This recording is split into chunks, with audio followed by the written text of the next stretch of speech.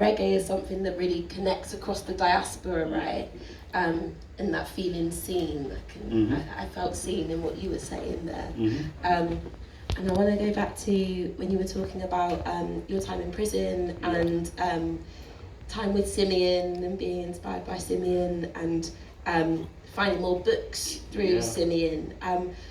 Are there, if you could share like your top, like, I don't know, 1, 2 or 3 books from top your books. Time in prison? Wow, time in prison. Yeah, like, I'm guessing there was literature that maybe you hadn't come across before, different to the Beano. He definitely had that.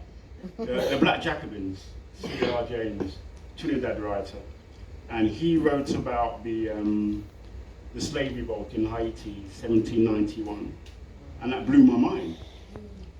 Because no one taught me about slave revolts when I was at school. No one referred to it. We were just seen to be dragged along in chains, you know, with little clothing to support our modesty.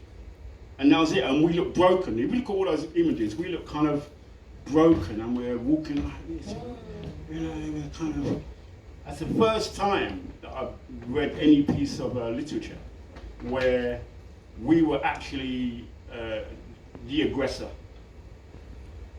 And, you know, they chased the French out of town, they chased the Spanish out of town, they chased the English out of town. But wow, I want more of this, you know? So Simeon introduced me to the great Black American Renaissance writers, the Harlem Renaissance writers, and James Baldwin. I mean, everything that, he was way ahead of his time in terms of LGBT and all that kind of stuff. Way. He's writing about this stuff in the 60s that people are addressing now.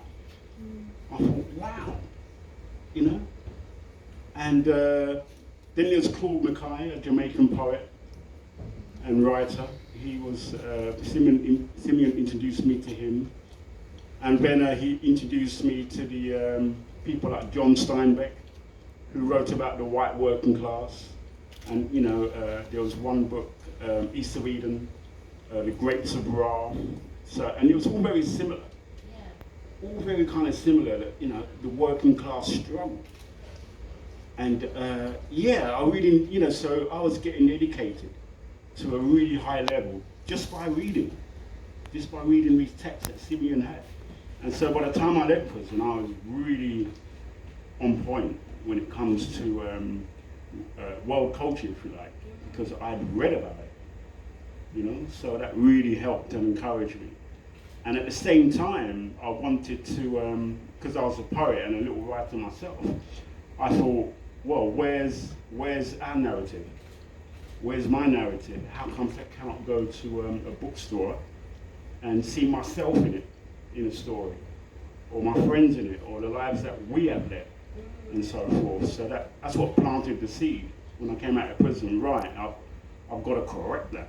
Right, I got to write. Yes, absolutely. Yeah.